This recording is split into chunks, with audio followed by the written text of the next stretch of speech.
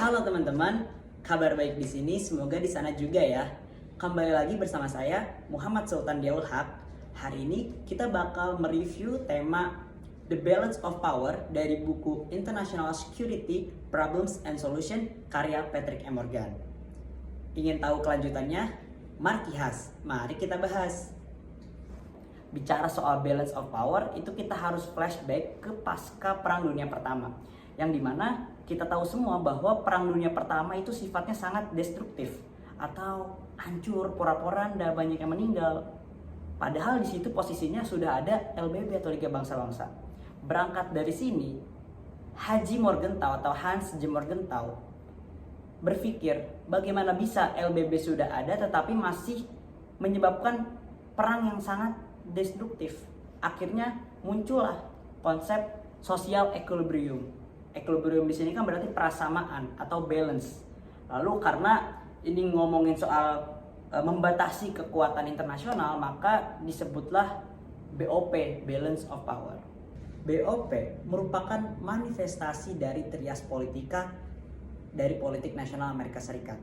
Morgenthau berpikir, jika ingin membuat dunia aman, damai, tentram, sebenarnya simpel saja dengan cara membuat negara rata. Dalam artian tidak ada yang menguasai antara satu sama lain. Disinilah BOP hadir dan BOP beraksi.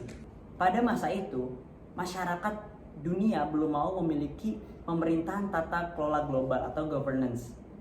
Nah, di situ disebabkan karena upaya ini mencerminkan negara selama ini tidak mau meninggalkan elemen-elemen inti. Yang dimana ketika itu kan masih zaman realisme klasik.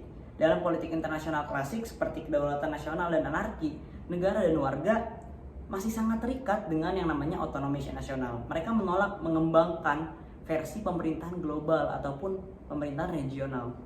Negara menyukai otonomi, termasuk hak untuk bersenjata atau yang bersifat militer. Jadi mereka ingin mempertahankan lingkungan politik internasional dengan sedikit hambatan dari otoritas hukum atau politik yang sifatnya lebih tinggi. Buku ini membahas berbagai solusi terhadap masalah keamanan yang ditimbulkan oleh perang. Sejak politik internasional pertama kali muncul, usulan agar dibuatnya pemerintahan dunia atau setidaknya regional itu udah ada. Tujuannya untuk mengendalikan peperangan melalui intervensi jika perlu dengan kekerasan dalam konflik antar negara.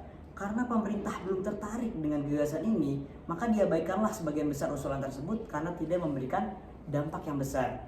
Dalam politik internasional, orang-orang memahami hal ini, namun seringkali menyederhanakan dengan menekankan pada jenis hard power tertentu, yakni kekuatan untuk memaksa, melukai, menghancurkan, khususnya dengan kekuatan dan senjata. Jadi negara yang kuat adalah negara yang mempunyai militer yang kuat. Pandangan ini terutama diasosiasikan oleh realisme klasik. Ketika membahas distribusi kekuasaan, kekuasaan yang terlibat sebagian besar adalah militer. Strategi untuk mengatasi masalah perang adalah mencapai distribusi kekuatan militer yang tepat. Asumsi ini intinya adalah bahwa kekuasaan adalah hal yang sentral dalam politik internasional. Negara yang kuat adalah negara yang mempunyai kemampuan besar untuk menyakiti dan menghancurkan dengan menggunakan cara-cara militer. Pandangan ini terutama dari realisme klasik. Dalam politik internasional, negara-negara mempunyai kekuasaan dan mereka saling mengkhawatirkan antara satu sama lain. Kekuasaan dan bagaimana kekuasaan itu dapat digunakan dan juga disalahgunakan hampir secara naluriah atau tumbuh alami. Pemerintah dan para pemimpin memikirkan distribusi kekuasaan dalam sistem khususnya militer. Kekuatan dan kemampuan terkait sebagai faktor penting untuk menentukan apakah dan kapan perang itu terjadi. Distribusi kekuasaan antara dua negara diyakini mempunyai pengaruh besar terhadap apakah perang itu akan terjadi. Pemerintah pada dasarnya rasional dan biasanya tidak akan memilih untuk berperang kecuali dia itu superior, master power dalam bidang militer, sehingga dia ngerasa kemungkinan menangnya itu besar. Oleh karena itu, untuk mencegah perang, distribusi kekuasaan harus diatur sedemikian rupa. Lalu, bagaimana ketidakseimbangan ini tercipta dan dipertahankan? Salah satu kemungkinannya adalah hal ini muncul secara otomatis akibat perang besar antara negara-negara besar. Jika muncul negara atau koalisi yang menang, maka negara atau koalisi tersebut akan menjadi hegemon dan jauh lebih kuat dibandingkan pesaingnya.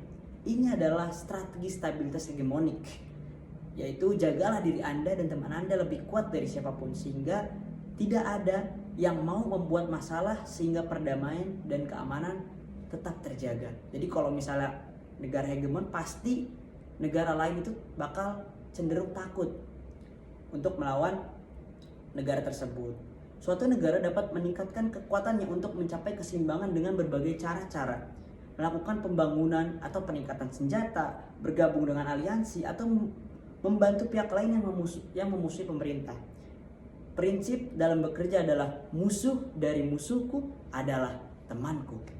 Dalam menjaga perdamaian dan keamanan dalam suatu negara, penggunaan strategi distribusi kekuatan militer yang tepat jarang dibahas. Istilah-istilah seperti hegemon, bipolar, multipolar biasanya tidak digunakan. Namun strategi ini sangat relevan jika dilakukan di dalam negara. Dan negara, tidak akan ada negara internasional sebelum adanya negara. Yang pada akhirnya negara modern diciptakan di berbagai tempat oleh para penguasa yang menghasilkan distribusi kekuasaan hegemonik yang menguntungkan mereka. Langkah-langkah yang diambil untuk mengubah distribusi kekuasaan juga serupa dengan yang dilakukan dalam politik internasional. Dalam upaya mempertahankan monopolinya, negara berusaha mempertahankannya. Dalam hubungan antar negara, perdebatan tentang menghindari perang menjadi sangat besar dan tidak meyakinkan jika dilakukan dalam pemerintahan sistem politik. Pada kenyataannya, menjadi hegemon dapat dengan mudah untuk membuat klaim-klaim.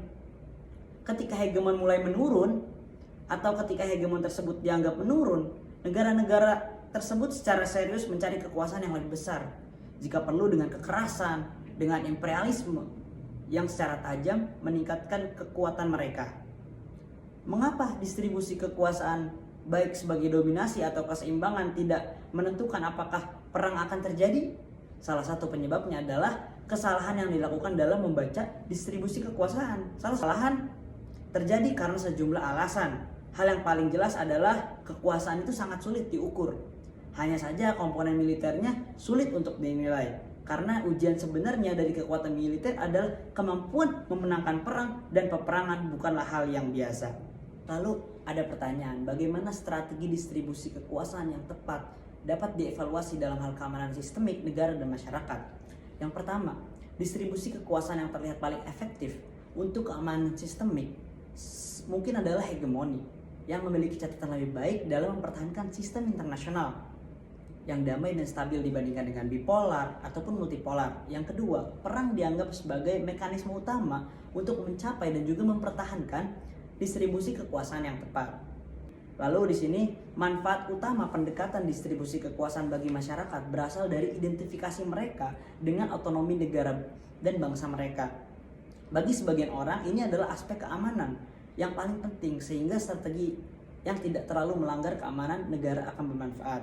Masyarakat akan menolak konsep pemerintahan dunia untuk menjaga perdamaian. Masyarakat akan menolak konsep pemerintahan dunia untuk menjaga perdamaian karena hilangnya kedaulatan negara, mereka akan menderita. Sistem internasional nampaknya penuh dengan konflik-konflik yang sangat serius, sehingga dapat mengakibatkan perang atau ketika pertentangan masing-masing negara terhadap negara tertentu dapat berujung dengan yang namanya perang. Distribusi kekuatan mungkin penting dalam menentukan apakah perang akan terjadi dan penting dalam menentukan bagaimana perang itu akan terjadi. Namun hal ini tidak berhasil secara konsisten dalam mencegah perang dan kadang-kadang malah mendorong terjadinya perang. Jika ada solusi utama terhadap masalah perang, maka solusinya bisa saya pastikan adalah solusi lain. Sekian dan terima kasih.